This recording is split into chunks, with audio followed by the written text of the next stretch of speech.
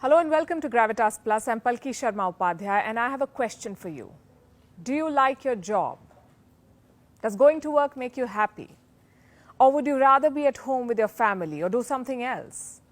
Do you know people around the world are quitting their jobs? 41% of the world's working population is planning to switch this year.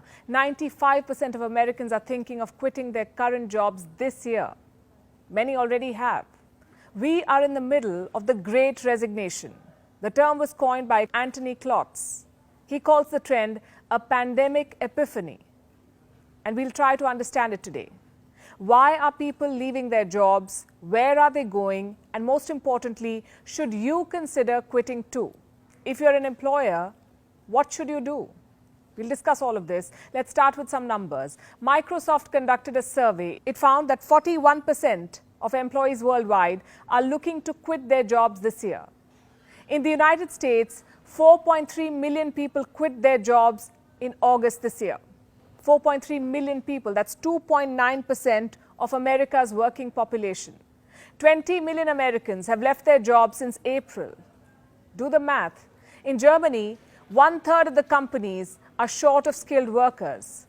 Currently, there are at least 400,000 skilled job vacancies. Data collected from the OECD shows that in 38 member countries, at least 20 million workers have not returned to work since the Wuhan virus struck.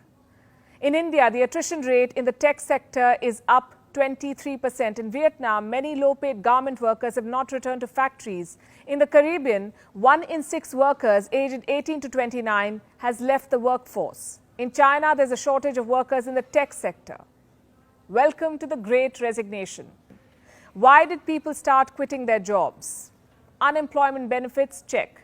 Inadequate pay, check. Caregiving, check. Relocation, check. Fear of in-person interaction, check and check. But all of this is just half the story. Not everyone is leaving because of unemployment benefits from their government, or because they have to care for a child or an elderly at home, or because their family has relocated during the pandemic. The elephant in the room is work-life balance. You see, for years, our lives have revolved around our work. We planned our week based on our work calendar. We met people only over weekends. We socialized only on off days. We skipped weddings for work. We prioritized work meetings over parent-teacher meetings. We compromised on vacations to save on paid leaves. The pandemic has changed all of this. It held up the mirror. It forced people to see the unpredictability of life, to reflect on what really matters to them. Many realized it's not work, or at least not their present work. So millions began reimagining their lives. Many locked up their city homes and moved to suburbs. They realized they don't want to wait until retirement for greener pastures. Many quit full-time jobs and began freelancing. They realized they want to spend more time at home or with family. Many decided to quit and go back to school. They realized life is too short to stick it out in the wrong career. Many turned their hobbies into full-time jobs because why not? Many began trading full-time. At least 106 million people around the world today are trading in cryptocurrency, and this is as of February 2021. The number surely has gone up since, courtesy the raging crypto. Then there are people who decided to start up. The Great Resignation has been accompanied by a startup boom. Let me show you some more numbers. The year the pandemic struck, 1.4 million startups were registered in the US. India added 1,600 startups in the tech sector alone. Those who did not have the capital for a startup or the skill set to look for new jobs decided to stay back in their villages. Vietnam's garment factory workers, for example, they traded poor living conditions and human rights abuses in the factories for a life of struggle at home. At least there, they have family. No wonder the Great Resignation is also being called a workers' revolution. It's a legacy of the pandemic. It gave people a newfound respect for themselves and their life. A survey asked people why they quit their jobs. 40% cited burnout, 20% spoke about the lack of flexibility, 16% said the previous employer was not supporting their well-being. So what were they looking for in their new jobs? 40% said the ability to work remotely according to personal preference. That's what people want. You see, people today don't want their lives to revolve around their jobs anymore. They want their jobs to fit into the kind of life they want to live. A parent who's raising a child wants a job where he or she can take time off every day to drop the little one to soccer. A 25-year-old may not want to slog it out 10 hours a day anymore. He may want to work 5 hours a day and wants the employer who would respect that. Some may want to work from home for the rest of their lives. Today, people are looking for jobs that are flexible, remote, that have shorter work days, that have 4-day work weeks. People want a job that helps them maintain a work-life balance, period. You see, every big event in history has affected our economic decisions. During World War I, when men went to the battlefields to fight, women for the first time entered factories to keep them running. After the Great Depression, people clung on to their jobs. In the mid-90s, they were switching jobs again.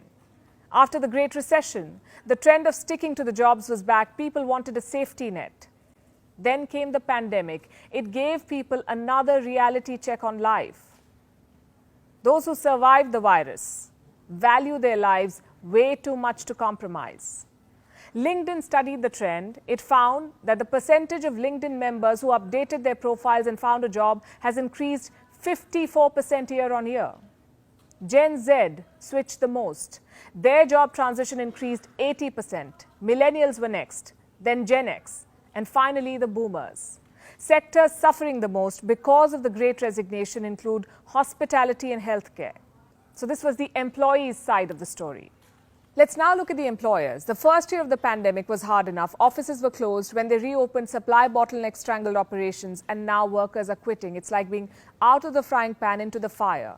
There are currently 10 million job openings in the United States. Germany needs at least 400,000 workers. What are companies doing to retain their talent? Well, some companies are offering higher increments and bonuses. Reports say wages for low-paid workers are rising at the fastest rate since the Great Recession. Some employers are even giving collective holidays. German e-commerce company Zalando, for example. It offered the staff a collective leave. The company shut down its offices in the first week of August so that all employees could take a break. Some companies are giving coupons for food delivery. These benefits are exciting, but if a company is to survive the Great Resignation, it must deep dive into an employee's mind and see what she really wants. Flexibility is the term. Companies must allow people to continue working from home if they want to and not penalize their career growth for it. They must change the hybrid model for good. They must become diverse. And by that I mean not just hire people from different social backgrounds or people who look different. That diversity is needed. They should also look for employees with different needs. If a parent wants to take an hour out every day for his or her child, let them. If someone wants to work from home, let them. Rearrange your human resources in a way that enables flexibility, because today a paycheck is no longer enough. And companies must realize this. They must also realize that employees are tired. Many are grieving. They need to be given a reason to return to work every Monday. So give them better health policies, come up with better family engagement policies, reward your employees, make them feel valued.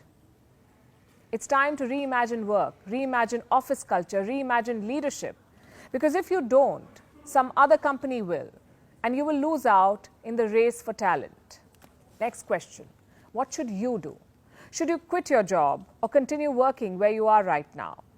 And for the record, I'm not glorifying resignation. I'm simply doing my job, which, by the way, I'm quite happy doing, and that is to tell you what's going on around the world.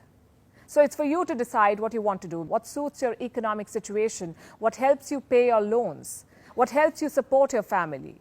You alone know what works for you. Is it the safety of a 9-to-5 job or the flexibility of freelancing? You see, soul searching is all nice and good, but survival, that's a battle that you alone need to fight. So if you're content in your current workplace, if you like what you do, the people you work with, if you have a job that pays your bills, ensures your growth, a job you're happy to return to every Monday, then why fall for the Great Resignation?